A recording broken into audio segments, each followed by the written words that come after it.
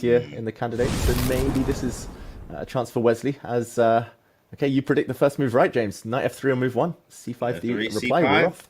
Let's see what he plays next. He's thinking. Wow, E3. Okay, so B3 is coming next. So very close. I was a move off here. Move off, guys. Yeah.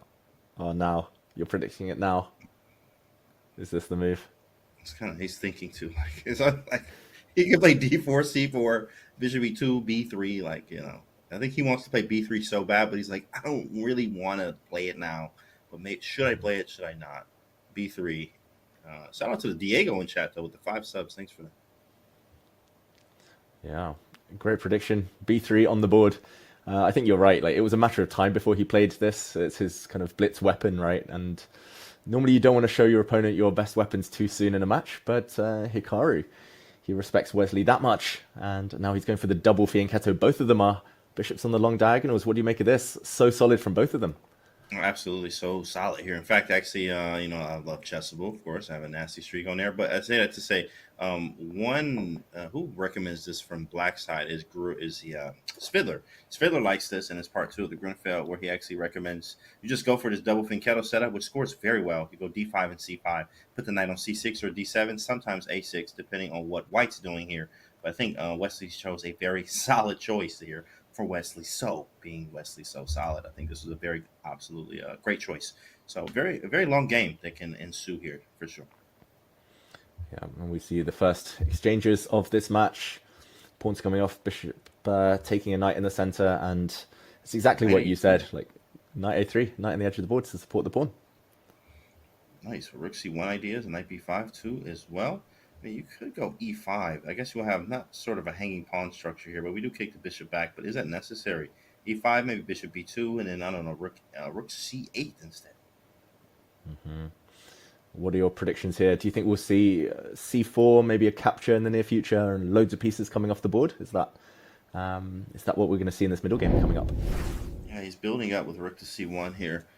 Then he wants to push C4 and try to beat him sort of in-game-ish, I assume. Rook D8, everything is very, very solid as we see Wesley solid. I see it in chat there. What's up, boys? I see you in chat. Hello. What's up, chat? I see you guys. Everything's developed. Very easy game, I think, for both players here. Really just going to be about this middle game. What kind of trades are going to happen? Wesley was shaking his head. Why is Wesley shaking his head, David? Nothing happened, David. Yeah, he's been playing at 98% accuracy. It's not good enough. That's why. I don't know. 99. I mean, It's not he wants 99. 99.9. Nothing less is acceptable. He's already shaking his head here. He's in his own head, guys. In his own head. What's up, Rock and Pelta? See him? Yeah, C4 did happen here. Massive trades can happen, especially after DC. There's bishop B7, queen B7. Yeah. Massive trades. Yeah, this just looks dead equal to my eyes. The black queen will now just jump out the way. Yeah, as soon as these bishops get traded off, like, it's hard to imagine either side being better. Like, rooks are going to come off the board. Probably the black knight moves out the way at some point, and the other bishops come off the board. It definitely feels like a bit of a cagey one. Hikaru making the type of face we've all made, at least internally. We know it's equal, but okay, he's going to play on. He pushes his pawn to E4. That's a very ambitious move. I like this move. E5 is a threat, huh? E5 takes, you take on F6. Very strong. Very strong. You also have E6 type of ideas. That was a really good move. E4 is really annoying. What if I go E5 then? He plays rook D8, so he's not afraid of E5 at all, he's saying. Mm-hmm. Very, very interesting. Like, E5 is the critical move. If it works, it's very good. But if it doesn't work, then maybe White's overextended. And Wesley keeps throwing us off. He keeps shaking his head. I don't understand that. He's been playing very sensible moves. Yeah. Maybe he's trying to psych out, Hikaru, because they're in a Zoom call together, I'm assuming. So, he's like shaking his head like, oh, I'm making bad moves. Please, you have to try to find the move when he's really, playing with him. I don't believe he'd do that, though. Nice C4, though. He didn't go with E5. Just trying to prepare the position. The knight on A3 was pretty bad, so he wants to make it a better piece. Makes sense. Yeah, makes a lot of sense. And now black has probably a few moves. Like, one typical move would be to put the queen in the corner just to sit on the long diagonal, stop white playing E5. Maybe the black knight could jump if that's more of a Wesley move, maybe. Just if he wants to keep things safe, trade off the dark squared bishops. He could also pin the white knight. Lots and lots of choice. Nice to see Wesley not spending too much time, but he's got to make sure he doesn't drop too low, I would say, James, in this match. If he kind of continuously finds himself on the brink of being flagged, then I think that pressure might build up and be the difference.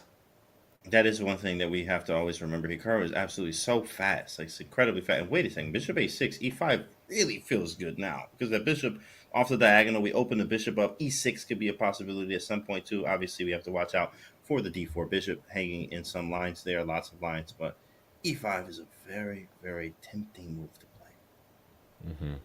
You wouldn't even hesitate, right? I know your style. You would play that in half a second. I have to play it here, David. It's just you move first, think later, right? But then the knight moves to E8, and there it is. It's on the board. But knight E8 is really strong, so E6 still doesn't work yet. So the question is, what do we do? I mean, E6 anyway. Take. I mean, maybe it's scary, but no, it's just you're playing Wesley, so solid. Got to be careful. Mm-hmm. Oh, E6 now. Maybe F6 afterwards. Yeah, but interesting. This looks so tempting. Hikaru's frowning. Face. He's going to play it, right? Yeah. Surely. This is inaccurate, Chad. It's inaccurate. This is an inaccuracy, Chad. It's an accuracy. E6. Oof. It's suddenly really loose for black. Like, taking will drag the black king out.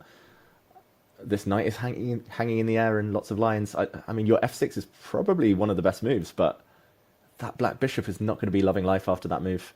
Oof. This is going wrong for Wesley. Yeah, what do you think? After F6, I mean, do we just kind of back up the bishop on B2? Like, what is our next plan after that? You know, kind of hit the knight and then I guess try to play this in game, but we have to be careful because C6 could be a weakness. Mm-hmm.